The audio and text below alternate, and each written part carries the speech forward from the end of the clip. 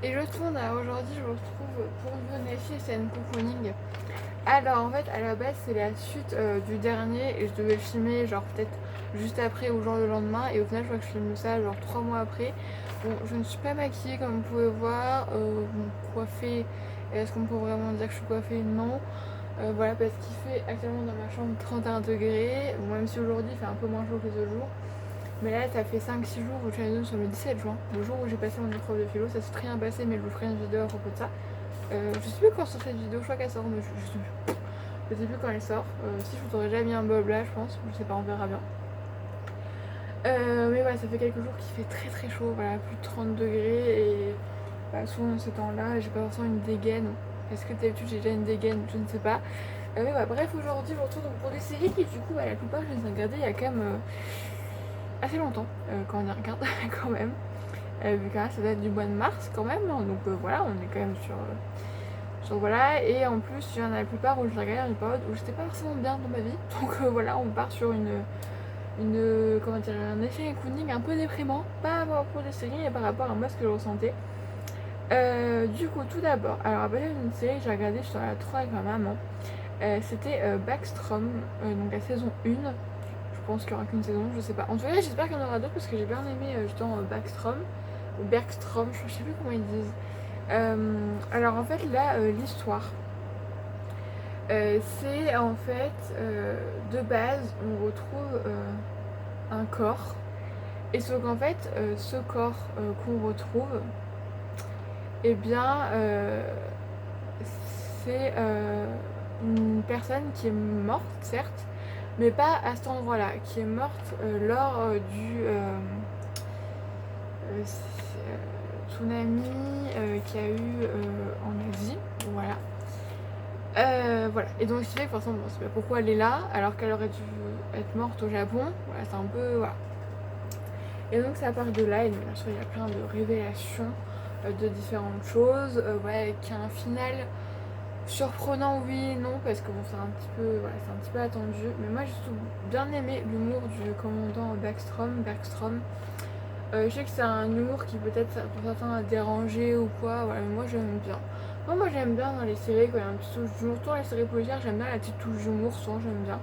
Je trouve, je sais pas, ça détend un peu l'atmosphère, j'aime bien ça, je sais que là ça les dérange, mais moi j'aime bien. Donc tu sais, j'ai beaucoup aimé suivre cette enquête que je trouve intéressante. En fait, il y avait 2 épisodes toutes les semaines. C'était le dimanche soir, c'était pas mal sympa, vraiment ça faisait bien passer le temps. Voilà, c'était vraiment assez sympa. Donc voilà, s'il y a d'autres saisons, on regardera quand même. Voilà. Alors ensuite, on a regardé sur Netflix la série documentaire Vol au musée. Alors, comment dire, c'est clairement pas la meilleure série documentaire qu'il y a sur Netflix. Clairement pas. Pourtant, l'histoire est très intéressante vu qu'en fait, cette histoire raconte le vol qui s'est passé dans un musée aux États-Unis. Je me rappelle même plus du nom du musée. Mais en fait, un vol où en fait, clairement, on pourrait dire que c'est un peu Arsène Lupin qui l'a fait. Tu as tellement. Il y a il y a un tableau qui a disparu, on sait même pas comment c'est possible qu'il ait disparu. Voilà, donc en plus, on savait pas longtemps qu'on avait regardé Lupin. Là d'ailleurs, on a repris avec ma mère la partie 2. Bon, hier, j'ai regardé toute seule, j'ai pas trop kiffé, mais après en même temps, j'étais en veille d'examen. Voilà, je pense que j'étais dans un mood pas forcément bien dans le fait de me profiter d'une série.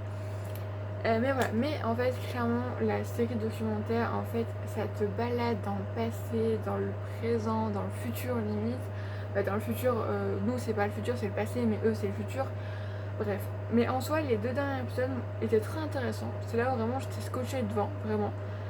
Mais vraiment, voilà. Vraiment, ça a duré 4 épisodes.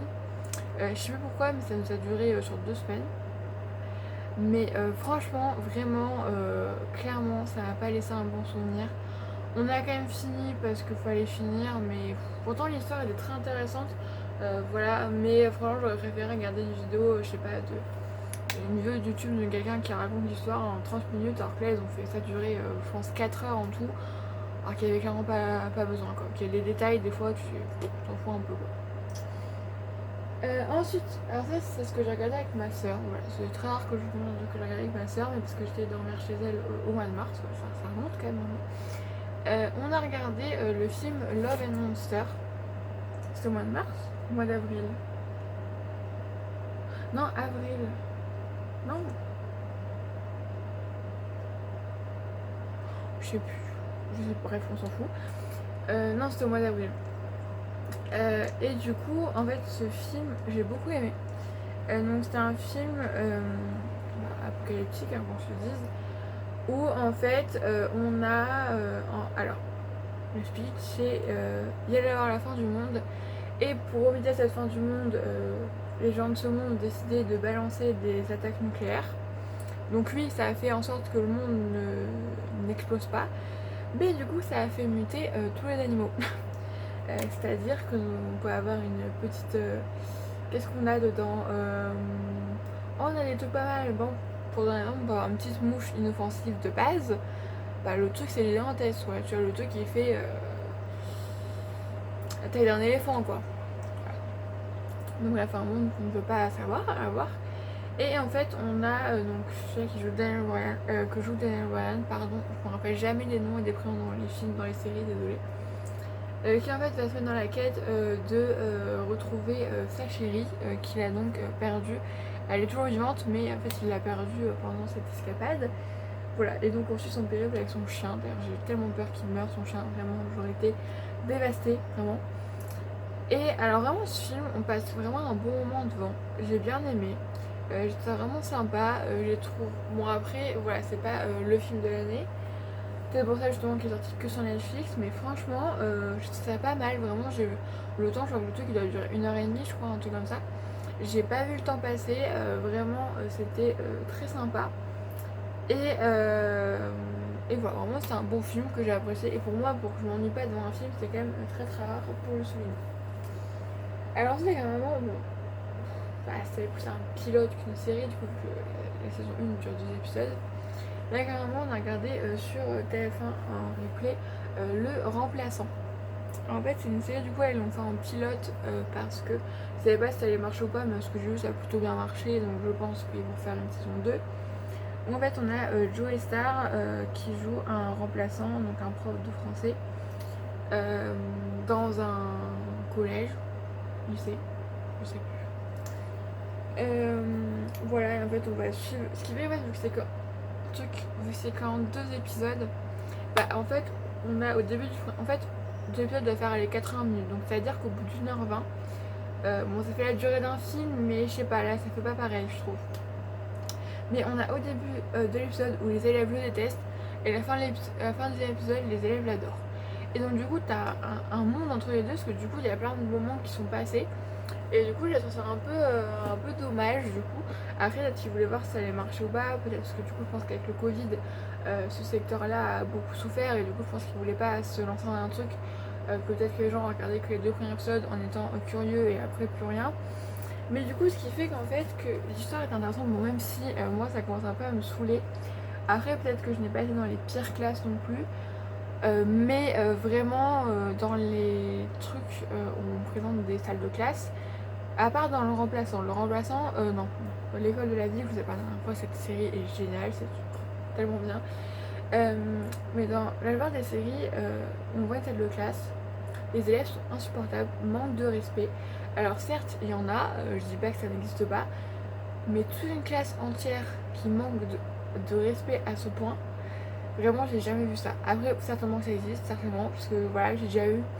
Mais à ce point-là, quand même, vraiment, je trouve que c'est donner encore plus une mauvaise image de nous.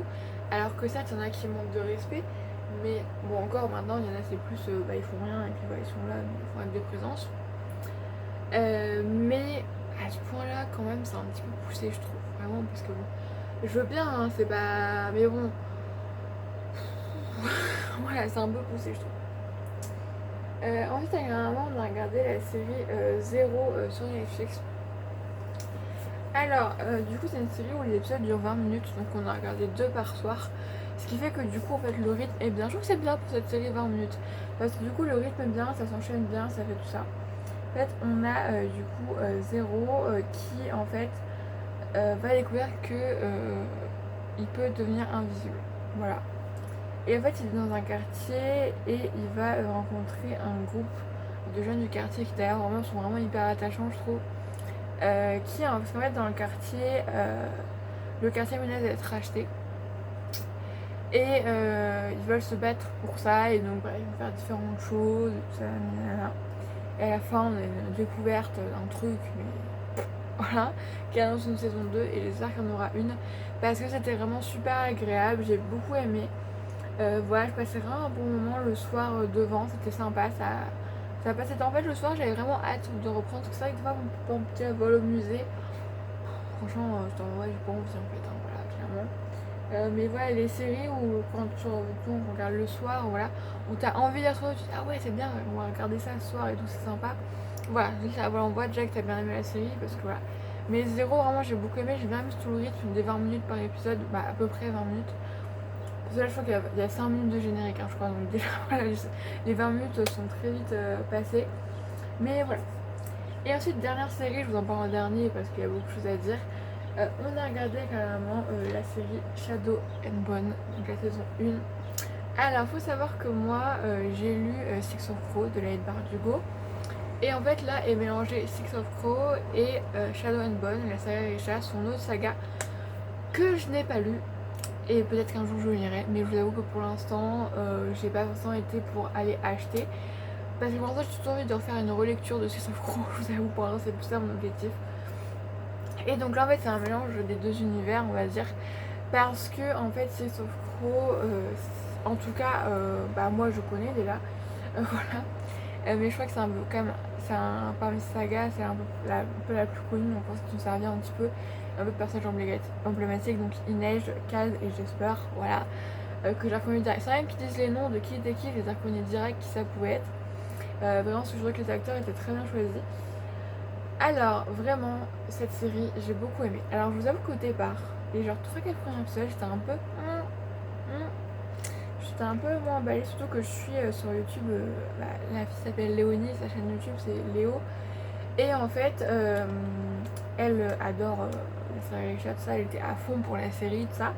Et du coup, c'est vrai que ça m'a grave hypé. Donc, quand j'ai commencé à regarder, j'étais en ouais, on va et tout. Et c'est vrai que les 3-4 premiers épisodes, j'étais un peu en mode ouais, ouais. C'est bien, hein, mais bon, j'étais pas dedans. Parce qu'en fait, quand je finissais l'épisode, j'avais pas. En fait, j'ai l'impression que mon cerveau il oubliait tout ce qui s'est passé. Genre vraiment, je tombe pas. Je savais plus ce qui s'est passé quoi. Mais après, il y a un revirement de situation qui fait que vraiment, ça devient beaucoup plus intéressant. Et j'ai vraiment beaucoup aimé. J'ai vraiment adoré. Et surtout, on va dire que j'ai adoré détester et aimer à la fois le général Kirigan, le Darkling, voilà. C'est-à-dire que même quand on a su que c'était vraiment un con, hein, à la fin, vraiment, tu te rends compte que c'est vraiment un con, et bien tu l'aimes toujours qu'un petit peu. Ah bon, j'avoue, il y a aussi le physique de l'acteur qui fait beaucoup, hein, mais bon, ça après, faut se noter que ça rien un petit peu, mais voilà. Mais bref, ça, en tout cas, la série est vraiment hyper sympa. Voilà, cette idée de la lumière et la noirceur. Tout ça, on peut voir tellement de métaphores de ça, je trouve ça très très beau. Et voilà, vraiment j'ai beaucoup aimé les acteurs, le décor, les habits, puis aussi la série en tant que telle. Vraiment, le fjord aussi, j'ai beaucoup aimé le fjord. Fjord. Le fjord, c'est pas des yaourts. Ouais, compris. Ça, j'ai beaucoup aimé. Ce moment, on était vraiment dedans. Je sais pas, je trouve ça vraiment intéressant. Surtout quand vous voyez le passé du général Kirigan aussi, j'ai beaucoup aimé. Bref, j'ai beaucoup aimé plein de choses. Vraiment, c'est officiel, il y aura une saison 2, c'était renouvelé. Donc je suis très contente parce que voilà, j'ai vraiment beaucoup apprécié. Et du coup, ça sera avec plaisir que je regarde la saison 2. Bon, du coup, je sais pas quand elle va sortir. Hein, je pense que. Pas combien de temps, je sais sûr en 2022 et peut-être été, voire peut-être plus hiver 2022, je pense. Voilà, parce que je pense que là, pour le genre de série, il faut quand même une certaine préparation, vu que c'est pas non plus. Bon, pour une fois, on a un chien opening pas trop long. Au cas où j'ai d'autres séries à vous parler, je vous ferai un chien opening plus tard qui sera publié la semaine prochaine. Ouais, tiens, pour vous donner un petit peu envie, pour vous donner envie, mais on va parler de Qui a tué Sarah, d'Astrid et Raphaël sur la 2, de Spécial, de Tchernobyl et d'Esprit criminel. Et j'espère de Murder, parce que du coup je crois qu'il me reste 3 épisodes avant de faire la saison 5, mais je vous avoue qu'ensemble je suis déjà assez sous tension, donc j'ai pas trop envie de m'en rajouter, on va dire. Donc voilà, bref, moi je vous fais d'énormes bisous, je souhaite de passer de très bons moments dans vos séries, et je vous dis à la prochaine fois.